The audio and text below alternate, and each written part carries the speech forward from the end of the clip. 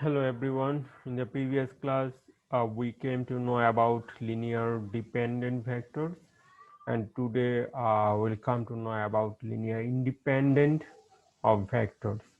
Here there is an example. We have to show that the given three vectors are linearly independent. So like the previous problem, here also we have to let uh, the three unknown scalars from the field because here there are given three vectors, and to make linear combination we need three scalars. And if we do linear combination of the scalars and vectors like this, x into the first vector plus y into the second vector plus z into the third vector equal to the zero vector. Now, if we do simplification, if we multiply every term by x, we get twice x minus x, 4x. And from the second term, 3y, 6y, twice y. From the third term, if we multiply by z, we get twice z, 10z minus 4z. And now if we make addition the first tuple from the three terms, we get twice x plus 3y plus twice z minus x plus 6y plus 10z, 4x plus twice y minus 4z equal to a zero vector. Now if we equate the corresponding components from both sides, we get a system of linear equation. We get twice x plus 3y plus twice z equal to 0, then minus x plus 6y plus 10z equal to 0, then 4x plus twice y minus 4z equal to 0. Now, like the previous problem, we have to reduce this system into echelon form by the elementary transformation. And first elementary transformation is here it is taken interchange first and second equations. If we interchange the first and second equation, we get the equivalent system is this: minus x plus 6y plus 10z equal to 0, then twice x plus 3y plus twice z equal to 0, and then the third equation. Then the next transformation have been used: L prime, L1 prime equal to minus L1. That means first line has been multiplied by a minus sign, and then the third line it has been divided by the 2, and the equivalent system is this: after multiplication by minus sign and division the third line by 2, we get the equivalent system 3. Since we have to reduce this system in echelon form, we have to do 0 in this position, the second and third line, the first position, and to make it 0, here the transformation has been taken L2 prime equal to L2 minus twice L1. That means the first line has been multiplied by 2, and then it has to be subtracted from 2, and from the third line, the transformation has been taken L3 prime equal to L3 minus twice L1. That means here also the first line will be multiplied by 2, and then we have to do subtraction from the third line. And after application these two operations on the second and third line, we get this: 15y plus 22z, and for this transformation we get 13y plus 18z equal to 0. Now we have to do this position 0 to make it into echelon form, and the corresponding transformation is this: L3 prime equal to L3 minus 13 by 15 L2. That means it has been divided at first by 15 and then multiplied by minus 13 to make it 0. And then the second line has been subtracted from the third line. And eventually we get minus 16 by 15z equal to 0.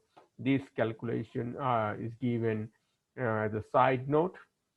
This term will be vanished, and then 18 minus 13 by 15 into 22, and after calculation we get minus 16 by 15, this, and which is in echelon form. Here the first term is 0. Here we get consecutive two position 0, and that's why it's in echelon form. And if we uh, transform these system into matrix, we get to the first row 1 minus 6 minus 10, the second row will be 0 15 22, and the third row will be 0 0 minus 16 by 15, and that's why it's echelon form. And we observe that from the third equation, if we solve, we get z equal to 0, and if we substitute z equal to 0 in the second equation, we get y equal to 0. And if we impose the values of z and y in the first equation, we get x equal to 0. That means we get a 0 solution, x equal to 0, y equal to 0, z equal to 0. And this is written here in the echelon form. There are exactly three equations in three unknowns, and the system has only 0 solution, x equal to 0, y equal to 0, z equal to 0.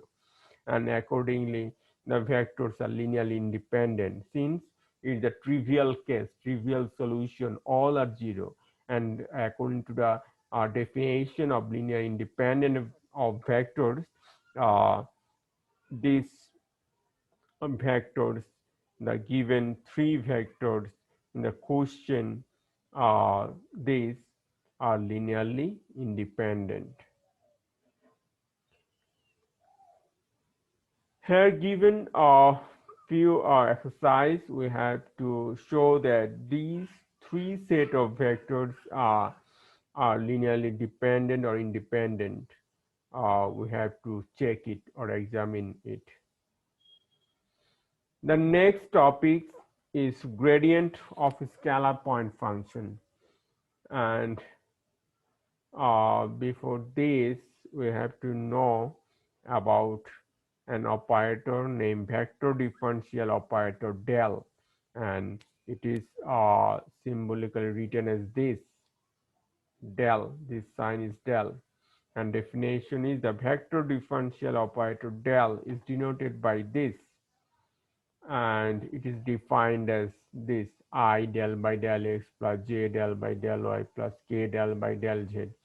This operator is also known as nebula. Then the gradient. We have to keep in mind that the gradient is always for a scalar point function, not vector point function. The gradient of a scalar point function phi x, y, z is grad phi, or this del phi, and is defined as I del by del x plus j del by del y plus k del by del z phi. And if we multiply every term by phi, we get del phi by del xi plus del phi by del yj plus del phi by del zk. And we observe that these quantities are vector quantities, since their directions I, j, and k. And here given few definitions. First one, normal. If phi of x, y, z equal to c represents a surface for a specific value of c, then grad phi is a vector normal to the surface phi of x, y, z equal to c. In the figure, it is given here. The grad phi is the normal on the surface, that is normal on the tangent. Here there is a note that dr is in the direction of tangent to a given surface phi of x, y, z equal to c. So dr is in the direction of tangent, and grade phi is normal to this surface, that means to this uh, tangent. Here given a few example of scalar point function and vector point function. And the scalar point function, say phi of x, y, z equal to x square plus y square plus z square minus 16. Here there are no direction. There's a scalar point function like uh, temperature of a heated body. It's an example of a scalar point function. And vector point function, we know it is denoted by, say, v of x y z is xi plus yj plus zk. And since these quantity carry the direction, that's why it is a vector point function. For example, velocity or acceleration or of a vehicle is an example of vector point function. The last definition, directional derivative of phi in the direction d. So definition is the directional derivative of a scalar point function phi in the direction of a vector d is equal to grade phi dot d cap. So yeah, if in the question we have to find the directional derivative of a scalar point function in a given direction, say d, then at first we have to find the unit vector of the given direction, and then we have to do dot product of grade phi dot d cap to find the directional derivative along the given direction. And physically, it indicates that this is the rate of change of phi at x, y, z in the direction d cap. So it was today's topic. That's all. Thank you.